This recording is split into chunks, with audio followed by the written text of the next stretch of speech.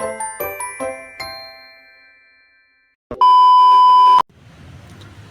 teman-teman semua, kembali lagi bersama aku Zaini di vlog Lat itu Telang itu. Oke teman-teman, kali ini aku akan berbagi pengalaman terkait dengan kegiatan yang aku lakukan kemarin di Karangsambung Kebumen, yaitu kegiatan kuliah kerja lapangan.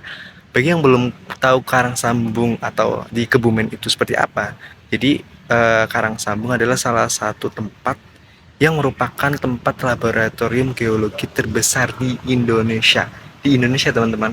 Dan juga kalau beberapa ahli geologi itu menyebutnya Karangsambung itu sebagai laboratorium bumi terbuka. Nah, keren kan? Kenapa keren sekali di sana?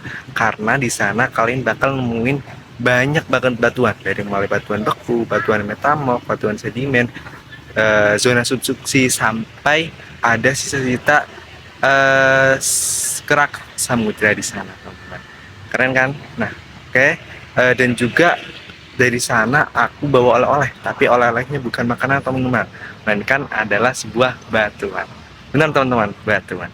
Oke, kita akan lanjut di video selanjutnya.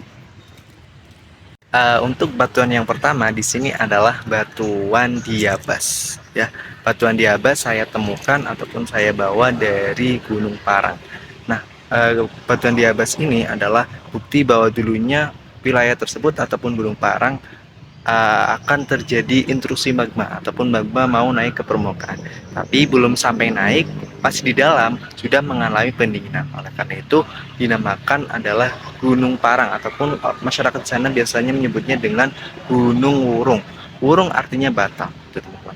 Dan juga ciri-ciri dari batuan ini adalah di batuannya tersebut ada terdapat bintik-bintik putih bercecer ataupun serakan, ataupun kalau kita ibaratkan itu seperti beras yang berserakan ataupun bercecer. Nah, mineral-mineral ini adalah mineral plagioklas, teman-teman. Dan juga ketika kalian di sana, Gunung Parang itu bentuknya itu seperti tiang-tiang raksasa, besar-besar banget. Dan ada cerita uniknya tentang Gunung Parang, teman-teman. Jadi ada cerita rakyat masyarakat sana, mempunyai cerita rakyat terkait dengan Gunung Wurung. Jadi pada zaman dahulu ada sebuah dewa yang mau membangun sebuah gunung dalam satu malam. Tapi singkat cerita, ada seorang gadis cantik yang turun ke Sungai Loulo untuk mencuci beras. Nah, ketika sedang mencuci beras tersebut, gadis tersebut melihat proses pembentukan ataupun pembuatan gunung oleh dewa. Nah, otomatis karena dilihat seseorang, dewa membatalkan pembuatan gunung tersebut. Jadi antara sejarah dan cerita rakyat itu sama-sama saling berkaitan ya teman-teman. Intinya adalah Gunung Wurung adalah proses pembuatan gunung ataupun yang belum terjadi teman-teman, ataupun masih setengah.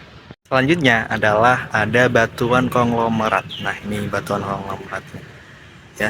Batuan konglomerat ini saya temukan di sekitar Sungai Loulo. Nah, teman-teman, batuan konglomerat termasuk adalah batuan sedimen, teman-teman ya. Jadi batuan ini itu ciri-cirinya itu terdapat kerikil-kerikil ataupun bongkahan yang menyatu menjadi satu oleh proses sementasi. Nah, hal ini membuktikan bahwa pada zaman dahulu Sungai Loulo adalah sungai yang memiliki aliran yang sangat deras, sampai-sampai bisa membawa batuan yang sangat besar kemudian terkikis sehingga kumpulan-kumpulan pecahan tersebut bersatu menjadi batuan konglomerat ini oleh proses sementasi. Nah teman-teman, ada yang tahu nggak kenapa dinamakan Sungai Loulo? Ada yang tahu? Oke, jadi Sungai Loulo ada dua kata, lu dan juga ulo. Lu itu artinya berkelok ataupun berliuk, ya. Kemudian ulo ataupun ula adalah ular. Jadi kalau kita gabungkan, jadi Sungai Loulo adalah sungai yang berliuk-liuk, berkelok-kelok, dan bentuknya itu seperti ular. Jadi ketika kalian melihat dari atas ataupun ada citra satelit, maka akan terlihat jelas bahwa Sungai Loulo itu bentuknya seperti ular yang berliuk-liuk ataupun berkelok. Ini adalah batuan batuan konglomerat. Batuan ketiga adalah batuan serpentinit. Batuan serpentinit itu saya temukan ataupun saya ambil dari situs Pucangan, teman-teman. Nah, ini batuannya. Batuan ini juga biasa disebut dengan batuan ular, batu ular ya. Karena warnanya hijau, kemudian agak mengkilap nih, teman-teman. dan juga seperti kulit reptil. Nah, teman-teman, batuan serpentinit ini termasuk ke dalam batuan ultra basa dari kerak samudra, teman-teman. Nah, karena itu batuan ini juga mengalami dua proses perubahan. Perubahan yang pertama pada masa batuan ini ada di dalam laut, kemudian terkena air laut, maka mineralnya berubah menjadi serpentin. Perubahan yang kedua adalah ketika batuan ini masuk ke dalam proses zona subduksi, masuk ke dalam, kemudian terangkat kembali ke permukaan, gitu teman-teman. Jadi kalau kita ibaratkan batuan ini adalah batuan yang berpetualangan. Batuan ini pernah di dasar laut, kemudian pernah masuk ke dalam zona subduksi, dan sekarang ada di permukaan, teman-teman. Keren kan? Nah, jadi batuan ini menjadi bukti bahwa terdapat proses ataupun zona subduksi di sekitar Karangsambung, teman-teman. Terakhir adalah ada batuan Philit, teman-teman. Nih batuan Philit. Batuan ini saya temukan di sekitar Sungai Lo.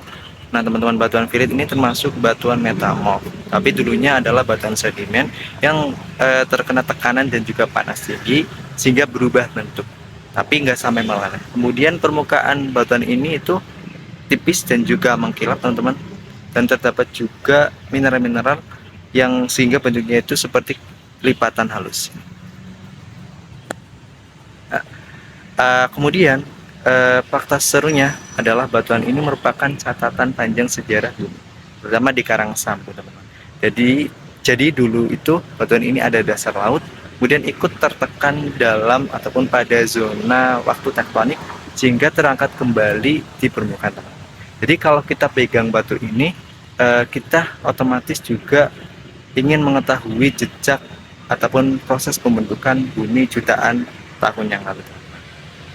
Teman-teman, selesai sudah vlog kali ini terkait dengan pengalaman saya mengenai kuliah kerja lapangan 1 kemarin.